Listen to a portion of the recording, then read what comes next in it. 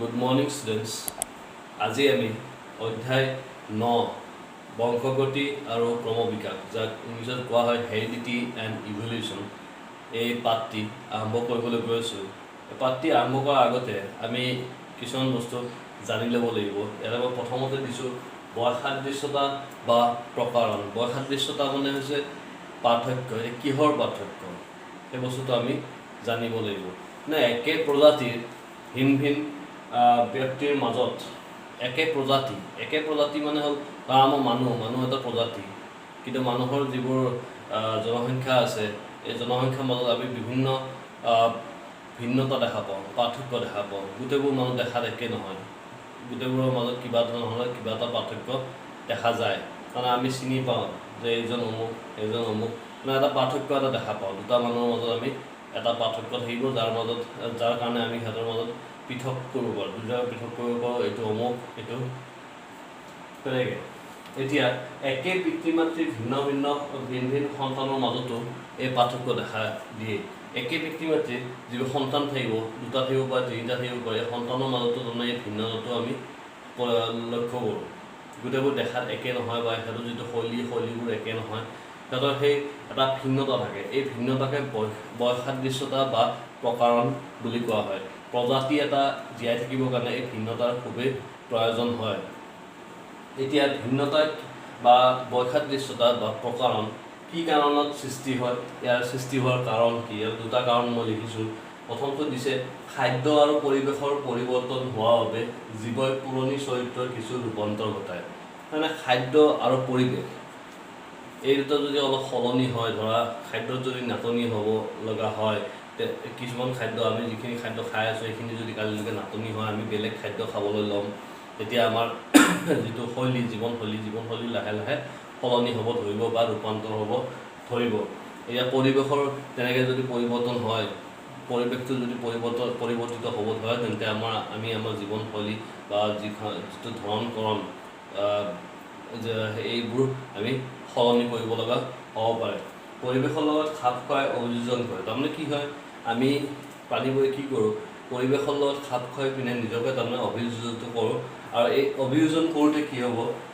কিছুমান প্ৰকাৰণ যিটো বা বৈসাদৃশ্যৰ যিটো এইটো বস্তু বৃদ্ধি পায়। মনত ৰাখিবা, খাদ্য আৰু পৰিৱেশ এই দুটা তাৰমানে প্ৰকাৰণৰ সৃষ্টি কৰে। খাদ্য আৰু পৰিৱেশ যদি সলনি হয়, তেন্তে তাৰ লগত আমি অভিযোজন কৰিব লগা হয়। আৰু অভিযোজন কৰিলে কি হ'ব, প্ৰকাৰণ বৃদ্ধি পাব। এইটো হৈছে প্ৰথমটো কাৰণ। আৰু 2 নম্বৰ কাৰণটো হৈছে এইটো আমাৰ ক্ৰমজম, যিটো আমাৰ জেনেটিক ছেটআপ, এই জেনেটিক ছেটআপৰ লগত ৰিলেটেড। একে প্ৰজাতিৰ দুটা জীৱ হাইলাখ একে নেদেখিব। একে প্ৰজাতিৰ তাৰমানে দুজন মানুহৰ মাজত বহুতো অমিল থাকিব পাৰে বা বহুতো পাৰ্থক্য বা বহুতো বৈসাদৃশ্যতা থাকিব পাৰে। এই কি কাৰণ থাকে? ইয়াৰ কাৰণ হ'ল সকলো সন্তানৰ জিনৰ বিন্যাস একে নহয়। জিন যিটোৱে তাৰমানে বংশগত বৈশিষ্ট্যবিলাক এটা পিঢ়িৰ পৰা আন এটা পিঢ়িলৈকে বা এটা জেনেৰেশ্যনৰ পৰা আন এটা জেনেৰেশ্যনলৈকে লৈ যাব, এই জিনবোৰ তাৰমানে সকলোৰে বেলেগ বেলেগ। সিহঁতৰ যিটো বিন্যাস, এই বিন্যাসটো সকলোৰে ক্ষেত্ৰত বেলেগ বেলেগ হয়।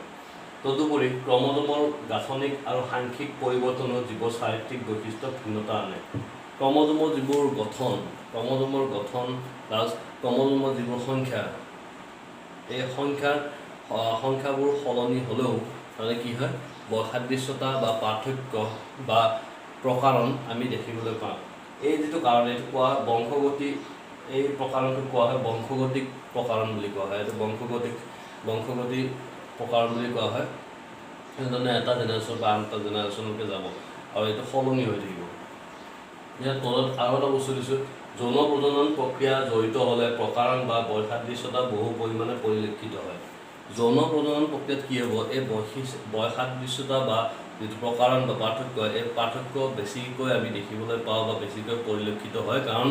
যৌন প্ৰজননত দুটা বেলেগ বেলেগ জীৱ এটা জড়িত হৈ থাকিব।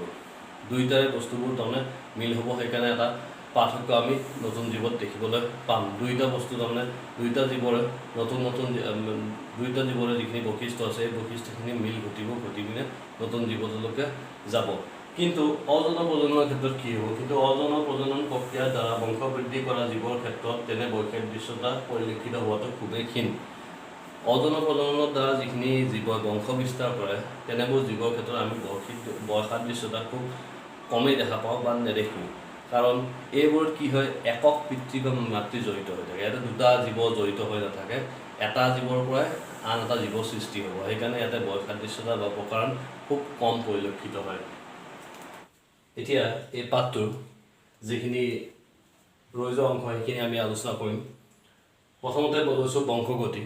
বংশগতি ইংলিছত ইয়াৰ প্ৰতিশব্দ হৈছে হেৰিডিটি বংশগতি মানে কি প্ৰজনন বা বংশ বিস্তাৰ জীৱৰ বাবে এক বৈশিষ্ট্য প্ৰজনন বা যিটো বংশ বিস্তাৰ এইটো আমাৰ জীৱৰ প্ৰধান বৈশিষ্ট্য বংশ বিস্তাৰ হ'লেহে জনসংখ্যা বা আমাৰ যিটো প্ৰজাতি এই প্ৰজাতিটো বাচি থাকিব ইয়াৰ দ্বাৰা জীৱই বংশানুক্ৰমে নিজৰ চাৰিত্ৰিক বৈশিষ্ট্য অক্ষুণ্ণ ৰাখে আৰু ইয়াতে কি হয় আমাৰ যিখিনি চাৰিত্ৰিক বৈশিষ্ট্য আমাৰ আগৰ যিটো জেনেৰেশ্যন ইয়াৰ যিটো নেক্সট জেনেৰেশ্যন আহিব সেই নেক্সট জেনেৰেশ্যনলৈকে আমি আমাৰ চাৰিত্ৰিক বৈশিষ্ট্যখিনি এই যিটো প্ৰজনন প্ৰক্ৰিয়াৰ দ্বাৰা প্ৰবাহিত কৰিব পাৰিম বা সঞ্চাৰিত কৰিব পাৰিম যেনে মাক বাপেকৰ পৰা সন্তানলৈ বহুতো মানে চাৰিত্ৰিক বৈশিষ্ট্য এই প্ৰজনন প্ৰক্ৰিয়াৰ দ্বাৰাই প্ৰবাহিত হয় বা সঞ্চাৰিত হয় এতিয়া বংশগতি মানে কি যি প্ৰক্ৰিয়াৰ দ্বাৰা পিতৃ মাতৃৰ চাৰিত্ৰিক বৈশিষ্ট্যবোৰ অপৰিৱৰ্তিতভাৱে পৰৱৰ্তী জনলৈ সঞ্চাৰিত হয় তাক বংশগতি বোলে এইমাত্ৰ মই যিটো কৈছিলোঁ পিতৃ মাতৃৰ পৰা নেক্সট জেনেৰেশ্যন মানে সন্তানলৈ যিবোৰ চাৰিত্ৰিক বৈশিষ্ট্য বহুতখিনি চাৰিত্ৰিক বৈশিষ্ট্য সঞ্চাৰিত হয় বা প্ৰবাহিত হয় এই প্ৰবাহিত হোৱা যিটো প্ৰক্ৰিয়া এই প্ৰক্ৰিয়াটোক কয় বংশগতি এইটোৱে কোৱা হ'ব সন্তানৰ প্ৰত্যেকটো চৰিত্ৰৰ বাবে দুটা সংস্কৰণ থাকে সন্তানৰ যিবোৰ চৰিত্ৰ থাকিব এই চৰিত্ৰবিলাকৰ কাৰণে দুটা সংস্কৰণ থাকিব তাতে এটা সংস্কৰণ মাকৰ পৰা আৰু পিতৃৰ ফালৰ পৰা আৰু এটা মাতৃৰ ফালৰ পৰা দুটা বেলেগ বেলেগ সংস্কৰণ লগ হৈ পিনে সন্তানলৈকে যাব চৰিত্ৰবিলাক এতেকে প্ৰত্যেকটো চাৰিত্ৰিক বৈশিষ্ট্যই পিতৃ মাতৃৰ দুয়োৰে প্ৰভাৱত সৃষ্টি হ'ব পিতৃ মাতৃৰ এটা সংস্কৰণ পিতৃৰ পৰা এটা মাতৃৰ পৰা সেইকাৰণে তাৰমানে কি হয় ল'ৰা ছোৱালীবোৰ দেখাত হয়তো অলপ পিতৃৰ দৰে দেখা হ'ব পাৰে বা মাতৃৰ দৰে দেখা হ'ব পাৰে কিছুমান চাৰিত্ৰিক বৈশিষ্ট্য মিলে কাৰণ এই চাৰিত্ৰিক বৈশিষ্ট্যবিলাক পিতৃ মাতৃৰ পৰা সন্তানলৈ সঞ্চাৰিত হৈ আছে এই গোটেইবোৰ বস্তু মিলি পিনে কোৱা হয় বংশগতি এতিয়া বংশগতি আৰু মেণ্ডেল বংশগতি যিটো বিজ্ঞান যিটোক আমি জেনেটিক্স বুলি কওঁ এই জেনেটিক্সটো উদ্ভাৱন কৰিছিলে গ্ৰেগৰ জহান মেণ্ডেল নামৰ বৈজ্ঞানিকজনে এই গ্ৰেগাৰ জহান মেণ্ডেলে বহুতো পৰীক্ষা নিৰীক্ষা কৰিছিলে মটৰ মাহৰ ওপৰত পৰীক্ষা নিৰীক্ষা কৰিছিল আৰু এই বংশগতি বিজ্ঞানৰ বিষয়ে তেখেতে বহুতো ধাৰণা দিছিলে বা বহুতো সূত্ৰ আগবঢ়াইছিল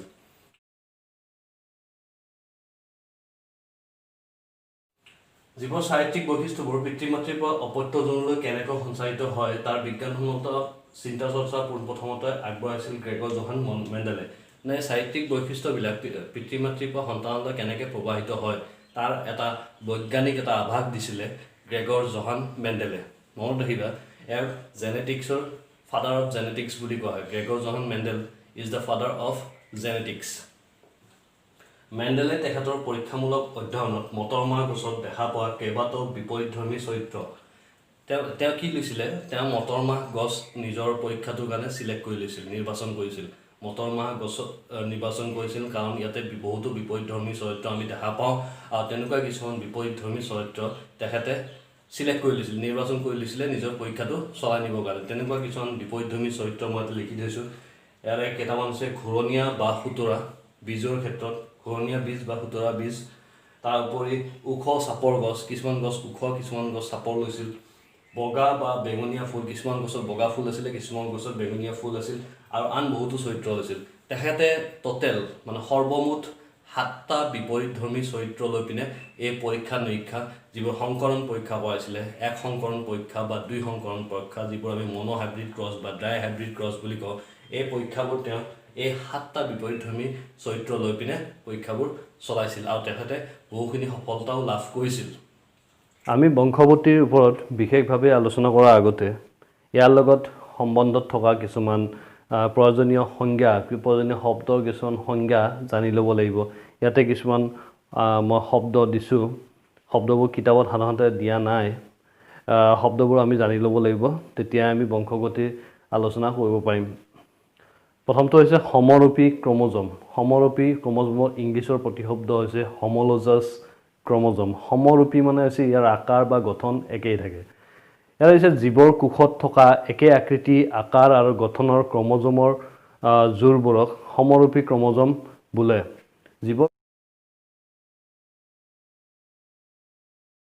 জীৱৰ কোষত যিবোৰ ক্ৰম'জম যোৰাবাটি থাকে যোৰাবাটি থকাৰ লগতে ইহঁতৰ আকাৰ বা গঠন একে হয় তেনেবোৰ ক্ৰম'জমক আমি সমৰূপী ক্ৰম'জম বা homologous ক্ৰম'জম বুলি কওঁ এই ক্ৰম'জমবোৰৰ এটা অংশ মানে ইয়াৰে এডাল ক্ৰম'জম যোৰবাটি থাকে দুডাল ক্ৰম'জম থাকিব ইয়াৰে এডাল ক্ৰম'জম মাতৃপক্ষৰ পৰা আহে আৰু আনডাল ক্ৰম'জম পিতৃপক্ষৰ পৰা আহিব এই homologous ক্ৰম'জম বা সমৰূপী ক্ৰম'জমৰ এতিয়া 2 নম্বৰতে দিছো এলিল বা এলিলমৰ্ফ এটো এটা ইম্পৰ্টেন্ট বস্তু এলিল বা এলিলমৰ্ফ এটা দিয়া আছে এজোৰ সমৰূপী ক্ৰম'জমৰ নিৰ্দিষ্ট বিন্দুত থকা কোনো নিৰ্দিষ্ট চৰিত্ৰ নিয়ন্ত্ৰণকাৰী কাৰক তাৰমানে এজোৰ সমৰূপী ক্ৰম'জমৰ কথাটো কোৱা হ'ল এজোৰ সমৰূপী ক্ৰম'জমৰ নিৰ্দিষ্ট কিছুমান নিৰ্দিষ্ট বিন্দুত থাকিব সেই বিন্দুত থকা কোনো নিৰ্দিষ্ট চৰিত্ৰ নিয়ন্ত্ৰণকাৰী কাৰক যাক আমি জিন বুলি জানো এই জিন দুটাৰ প্ৰত্যেকৰে মানে দুডাল ক্ৰম'জমত দুটা জিন হ'ব দুটাৰ প্ৰত্যেকৰে এটাক আনটোৰ এলিল বোলা হয় তাৰমানে এটা জিনক আনটোৰ এলিল বুলি কোৱা হ'ব তাৰমানে এই যে নিৰ্দিষ্ট চৰিত্ৰ নিয়ন্ত্ৰণকাৰী কাৰক দুটা কাৰক থাকিব এই কাৰক দুটাৰ এটাক আনটোৰ এলিল বা এলিলমৰ্ফ বুলি কোৱা হয় মনত ৰাখিবা এলিল 3 নম্বৰতে দিছে সমযুতক বা সমযুগ্মজাত যাক আমি homozygous বুলি কওঁ আৰু বিষমযুতক বা বিষম যুগ্মজাত যাক আমি heterozygous বুলি কওঁ সম মানে হৈছে সেইকাৰণে homozygous বুলি কোৱা হৈছে বিষম মানে হৈছে সেইকাৰণে heterozygous বুলি কোৱা হৈছে প্ৰথমটো দিছো এটা সমযুগ্মজাত জীৱ কি বা সমযুগ্মজাত বুলি ক'লে আমি কি বুজো homozygous বুলি ক'লে জীৱ এটাৰ কোনো চৰিত্ৰৰ বাবে থকা এলিল দুটা মানে কোনো এটা চৰিত্ৰৰ বাবে দুটা এলিল থাকিব জীৱ এটাৰ আৰু এলিল দুটা যদি একে হয় তেন্তে আমি তাক সমযুগ্মজাত বুলি কওঁ মনত ৰাখিবা এটা চৰিত্ৰৰ বাবে দুটা এলিল থাকিব আৰু সেই দুটা এলিল যদি একে হয় সেম ইংলিশত সেম বুলি কোৱা হ'ব সেম এলিল হলে কি হ'ব তাক আমি সমযুগ্মজাত বুলি কওঁ এটা উদাহৰণ এটা মই দিছো মটৰ মাহৰ ক্ষেত্ৰত যেটো গ্ৰেগৰ জহান মেণ্ডেলে যেটো মটৰ মাহ লৈছিলে নিজৰ পৰীক্ষাবোৰ চলাই নিবৰ কাৰণে কাৰণ ইহঁতৰ কিছুমান বিপৰীতধৰ্মী চৰিত্ৰ থাকে এই মটৰ মাহৰ উখ চৰিত্ৰটোৰ যেটো কাৰক বা যেটো এলিল থাকিব হেতু হ'ব টি কেপিটেল টি আৰু সাপৰ চৰিত্ৰটোৰ কাৰণে থাকিব স্মল লেটাৰৰ টি বুলি বিবেচনা কৰিলে এতিয়া কেপিটেল টি আৰু স্মল টি তাৰমানে কেপিটেল টি দুটা যদি থাকে আৰু স্মল টি যদি দুটা থাকে তেন্তে এলিল যুক্ত উদ্ভিদবোৰক ক্ৰমে সমযুগ্মজাত বুলি কোৱা হ'ব কেপিটেল টি সমযুগ্মজাত কেপিটেল টি গিটা আৰু সমযুগ্মজাত সাপৰ বুলি কোৱা হ'ব এই স্মল লেটাৰৰ টি আৰু টিক মনত ৰাখিবা এই ইহঁত দুটাৰ এলিল দুটা একে মানে কেপিটেল টি সেইকাৰণে সমযুগ্মজাত বুলি কৈছে আৰু ইয়াতো এলিল দুটা একে স্মল টি সেইকাৰণে ইহঁতক কোৱা হৈছে সমযুগ্মজাত সাপৰ তাৰ পিছত বিষম যুগ্মজাত জীৱ বা heterozygous organisms এটা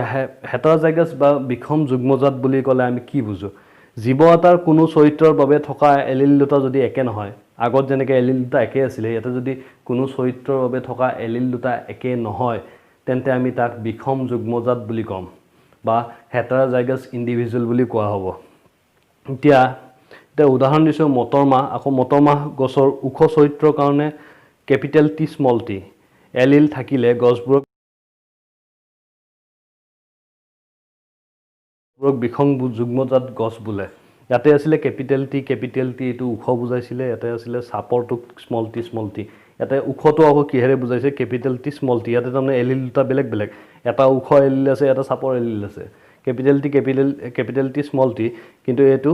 উখ গছক বুজাব এই যেটো এলিল এই যেটো জোৰা এলিল এটোক বুজোৱা হ'ব বিষম যুগ্মজাত বুলি কোৱা হ'ব মনত ৰাখিবা এইখিনি খুব ইম্পৰ্টেন্ট এই ওয়াৰ্ডখিনি যদিও কিতাপত দিয়া নাই কিন্তু আমাক লাগিব বিশেষকৈ এলিল বা এলিলমৰ্ফ এই শব্দটো